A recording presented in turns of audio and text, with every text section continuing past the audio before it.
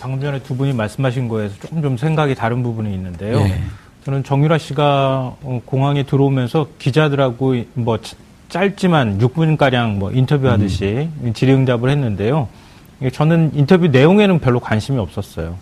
왜냐하면 정유라 씨가 인터뷰 내용에 대한 답변지를 충분히 준비하고 왔을 거라고 생각하거든요.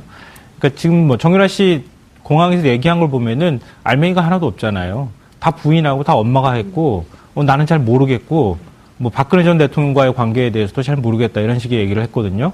근데 저는 그러면 정유라는 뭘 거짓말을 하고 뭘 진실을 얘기를 할까? 그게 제일 궁금했어요. 그래서 정유라 씨가 들어올 때 정유라 씨의 눈동자가 어떻게 움직이는지, 표정이 어떻게 되는지, 목소리가 어디에서 높아졌다 낮아지는지, 뭐 이런 부분에 대해서 관심이 있었거든요. 독심술을 평상시에 하나요? 독심술을 하는 건 아니고요. 예. 왜냐하면 제가 한국인의 거짓말이라는 책을 읽은 적이 있었는데 한국인들이 어떤 표정과 어떤 거짓말할 때 어떤 제스처가 나오는지 이런 것들이 이제 연구되어 있는 내용이 나오는데 한국인들의 전형적인 어떤 그 거짓말 거짓말을 할 때 보이는 패턴은 눈을 위로 치켜뜨거나 아니면 눈동자가 흔들리거나 뭐 이런 겁니다. 그러니까 지난번에 이재용 삼성전자 부회장이 국회 청문회 때 눈동자가 계속 굴러다녀가지고 그거 가지고 굉장히 말들이 많았잖아요. 아니, 산 사람은 눈동자 다 굴러다녀요. 아니요, 굉장히 많이 심하게 흔들렸다고 하죠.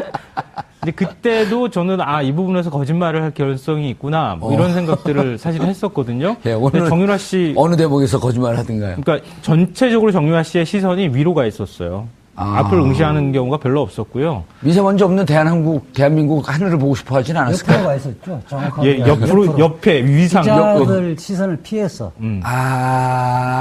그렇게 하고 이야기하다가 좀 이재 변호사도 그런데 좀 일가견이 있는 것 같아요. 숟가락을 탁. 저는 이제 뭐 검사 생활을 안 했지만은 이 정도 발언하는 거 보면 검사가 어떻게 추궁을 하면 어떤 식으로 이야기를 할 것이다는 건 대충 예측을 할 수 있거든요. 유명한 얘기 있잖아요. 검사 위에 이재화. 예측을 할 수 있거든요. 그러니까 지금 기자들 질문은 구체적인 사실을 근거로 해서 추궁하는 질문이 아니어서 그럴 때는 준비된 멘트를 할 수가 있어요. 검사들은 그렇게 순진하지는 않잖아요. 알겠습니다. 계속하시죠, 김선일 평론가. 네. 그래서 대체로 목소리가 굉장히 자연스러운 목소리가 나올 때가 있었고요. 그다음에 좀 차분하게 준비된 듯한 목소리 톤이 나올 때가 있었어요. 그러니까 굉장히 자연스럽게 나오는, 그리고 원래 정유라 씨가 이렇게 평상시에 썼을 법한 목소리 이 톤이 나오는 경우가 이화여대 특히 입학과 관련돼서 질문 받았을 때 굉장히 자신감 있게 얘기했어요. 굉장히 자신감 있게 얘기하고, 그리고 평상시에 본인의 목소리 말투 같은 것들이 나왔거든요. 저는 뭐 단복 같은 거 입고 가지 않았고요. 그때 임신 중이었거든요. 근데 그 말에 설득력이 있어요. 그러니까 단복을 입고 갈 수가 없는. 그러니까 원래 승마할 때 입는 옷은 사실 이렇게 임신하고 입기에는 조금 무리가 있잖아요.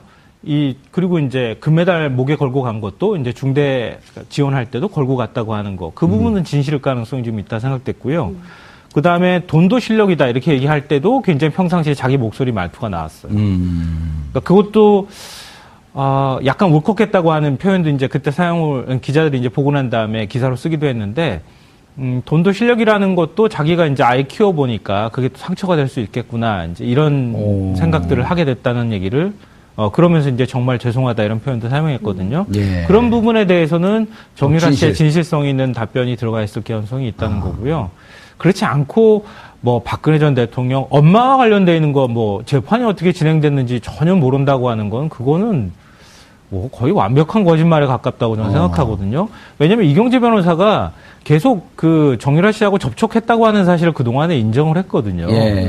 특히 이제 더 주목했던 거는 정유라 씨가, 100%가 아니라 200% 거짓말 했을 가능성이 높은 대목이, 거기 현지에서 사용했던 돈 나 전혀 모릅니다. 이렇게 얘기한 부분 있잖아요. 그거 어떻게 모를 수가 있어요. 애기 기저귀라도 사야 되려면 자기가 돈을 써야 되는데 엄마도 없고 혼자서 계속 있었는데 덴마크에서 그 돈이 누구를 통해서 어디서 나왔는지를 모르겠어요. 모를 수가 없는 거죠. 그런 부분에 대해서는 아마 재산 국외 도피죄라든가 아니면은 지금 최순실 씨 재산을 덴마크에 숨겼다거나 독일에 숨겼다거나 지금 국내 안에서도 좀 숨겼다는 뭐 금고가 빨간 금고가 사라졌다는 얘기도 있고 그러는데 이제 그런 것과 관련해서는 무조건 모른다고 답변해라라고 지시를 받았을 가능성이 매우 높다. 저는 오늘 그 답변하는 걸 보면서요. 한 대목을 딱 보면서 이것은 준비된 답변이다. 왜냐하면 정유라는 어머니란 표현을 태어나서 처음 써봅니다. 엄마라 그러죠, 늘. 근데 오늘은 계속 어머니 이렇게 얘기를 하더라고요. 그러니까 말씀 생각나는데, 장시호 씨가 국회 청문회에 나왔을 때, 이모라고 안 하고 최순실 씨라고 얘기했잖아요. 예. 그때도 준비됐던 거였다. 이모를 이모라고 안 부르고 자꾸 그렇죠. 최순실 씨라고 부르는 거예요. 그것도 자연스러운 우리 일반적인 일상적인 말투가 아니죠. 그러니까 정유라 씨도 좀 그런 부분에서 얘기가 있어요. 오늘 심리 분석. 아니, 이게 평상시에 정유라 씨하고 자주 알고 지낸 것 같은 느낌이 좀 들었어요. 문자가 들어왔는데, 안녕하세요. 정봉재 품격시대 TBS 유튜브 실시간 방송하면 좋을 것 같아요. 유익해서 같이 공유하고 싶네요. 날로 발전하길 바랍니다. 지금 유튜브에서 실시간으로 중계하고 있습니다. 방송하고 있어요. 그러니까, 유튜브로 볼 수 있습니다. 8215님. 아주 소중한 지적질 감사합니다. 이거 지적질이 아니지, 이거는. 소중한 지적 감사합니다. 자, 이렇게 평상시에 말투가 나오면 품격이 살아난다고. 품격이 살아난다고요? 예. 이재 변호사님. 저는 개인적으로 구속영장 청구를 하는데 발부될 가능성이 50% 미만일 것이다. 그런 다른 방송에서 그렇게 말씀하시더라고요. 예. 그랬는데 저는 견해가 좀 달라요. 예. 근데 또 그 이후에 연구해 봤더니 세 가지 구속영장 발부에 증거인멸 도주, 사안의 중대성 여기 또 다 걸리더라고요. 다 걸리죠. 예. 그리고 뭐 이게 본인이 사실은 불구속 재판을 받을 거면 해외로 도피를 안 했죠. 그렇죠. 이미 그리고 도피한 거죠. 변호인들이나 최순실 씨도 그렇게 권유를 하지 않았을 거예요. 국내에 있으면 구속을 피할 수 없다는 결론이 났기 때문에 그렇게 됐던 거고. 해외로 간 게. 예.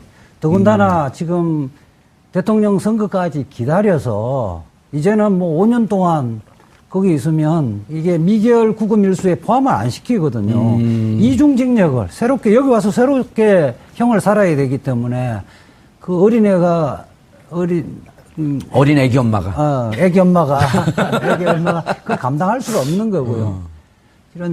이게 뭐 다른 전략이나 뭐 정력이 있어서 그런 것이 아니라 이제는 어쩔 수 없다. 예. 포기하는 심정으로 온 거죠.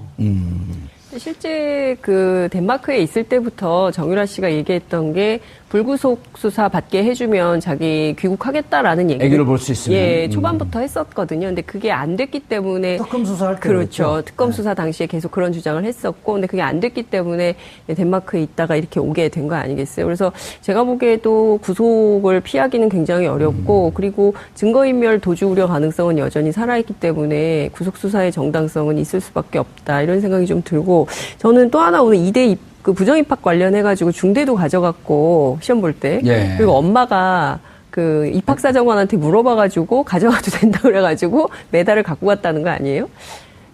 입학사정관한테 막 전화해가지고 저 이거 메달 가져가도 이럴 수 있나요? 저는 이 자체가 상당히 이게 그 상식의 수준을 넘어서는 발언이에요. 그리고 이 자체로도 그러니까 그런 거를 통해서 이제 정유라가 갖고 있는 네. 여러 비밀의 그렇죠. 그 문이 열리는 거죠. 저는 정유라 씨가 그 흡사 특검 도우미 역할을 했던 장시호 씨, 장시호 씨처럼 상당히 수사에 적극 협조하고 본인은 협조는 안 하려고 그래도 말을 하는 게 다 협조가 되지 않을까요?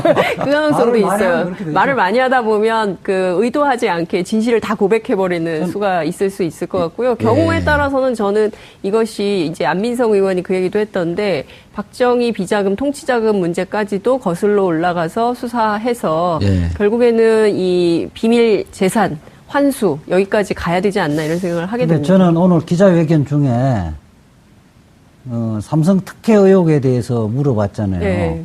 그 부분에 대해서 벌써 이렇게 원래 교육받은 훈련받았던 내용하고 다르게 이야기할 가능성을 시사했거든요. 어떻게? 처음에는 그렇게 해서 딱히 저는 뭐 그런 생각을 안 했는데요. 엄마가 말해준 게 있어요 이러면서 엄마가 실제 이야기를 해준 거를 다 이야기하려다가 다시 또 말을 바꾸거든요. 다시 제정신을 차려갖고 이제 말을 바꾸거든요. 그래서 뭐 엄마가 6명 지원하는데 너도 그중에 한 명이다 이렇게 이제 말을 했었는데 실제 사실은 삼성과 그 뭐 특혜 문제 보면은 삼성과의 계약서에 자기가 사인을 했거든요. 그냥 물어보면 검사가 그렇게 안 묻고 계약서를 내밀면서 이게 지금 정유라 씨 사인한 거 아니냐.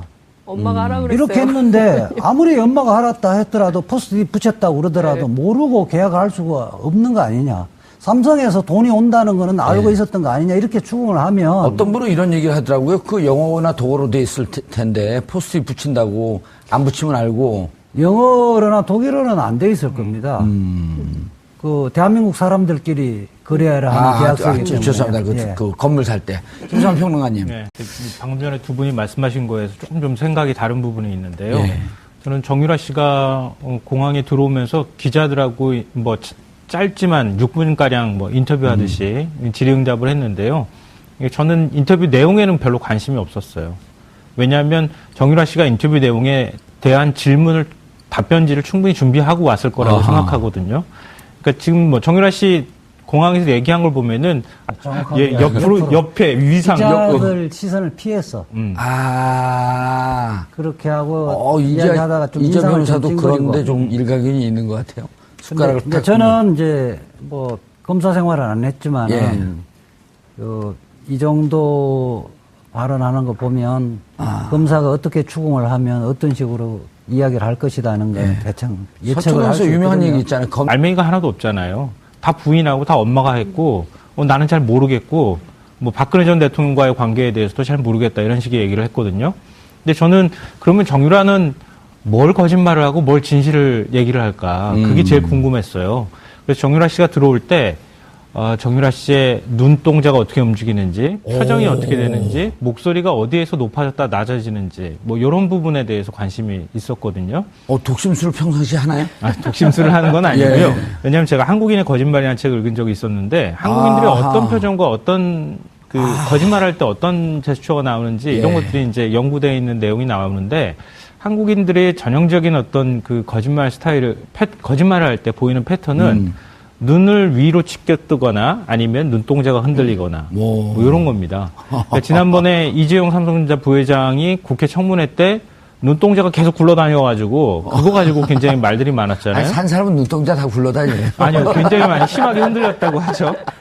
근데 그때도 저는 이 부분에서 거짓말을 할 개연성이 있구나 뭐 이런 생각들을 사실 했었거든요. 근데 정유라 씨 어느 대목에서 거짓말을 하든가요? 그러니까 전체적으로 정유라 씨의 시선이 위로 가 있었어요. 앞을 응시하는 경우가 별로 없었고요. 미세먼지 없는 대한민국 하늘을 보고 싶어 하진 않았을까요? 옆으로 가 있었죠.